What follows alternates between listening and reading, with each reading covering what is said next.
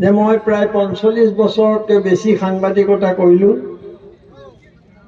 আৰু তাৰ পিছত মই এটা বিশেষ পৰিস্থিতিত এতিয়াতো আৰু সাংবাদিকতা বুলি একো নাই, গদি মিডিয়া বুলি এটা বস্তু ওলাইছে, অসমত আছেগৈ অলপ অলপ, আৰু তেওঁলোকে সংবাদ পত্ৰ বাক স্বাধীনতাত টেটু চেপি ধৰিছে বিজেপিয়ে।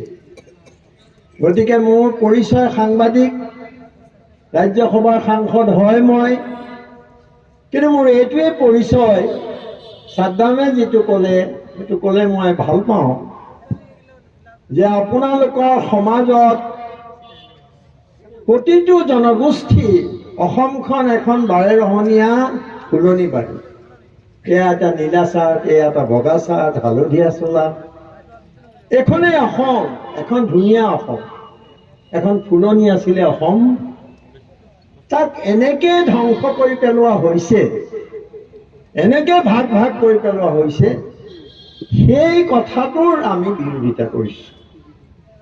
গতিকে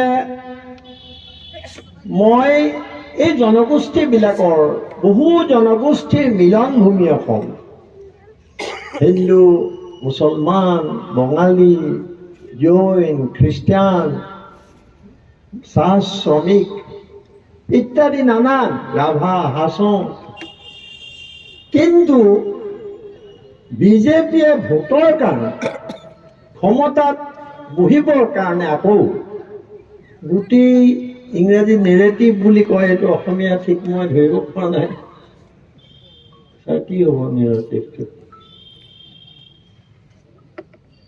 এটা বেলেগ ধৰণৰ চিন্তা বিয়পাই দিছে, এটা বেলেগ ধৰণে বুজাই দিছে।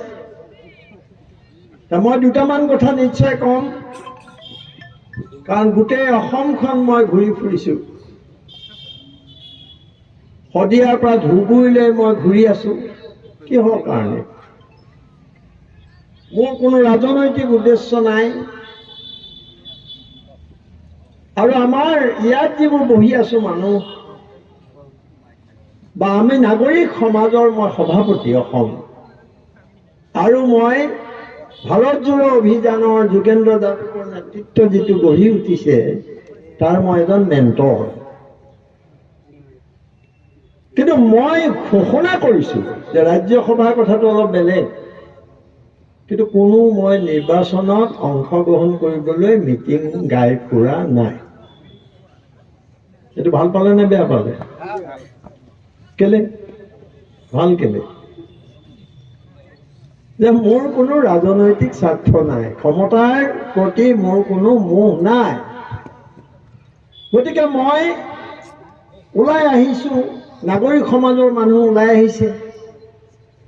কালি চানমাৰিত আমি যিটো পথসভা বুলি কয়, পথসভা আৰম্ভ কৰিছোঁ নাগৰিক সমাজে গুৱাহাটীত, 5 তাৰিখলৈকে চলিব।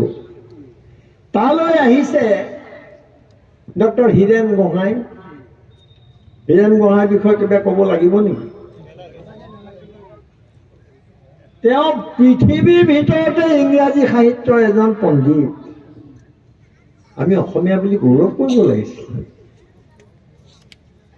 আৰু তেওঁ এজন বিশিষ্ট সমালোচক, সাহিত্যিক,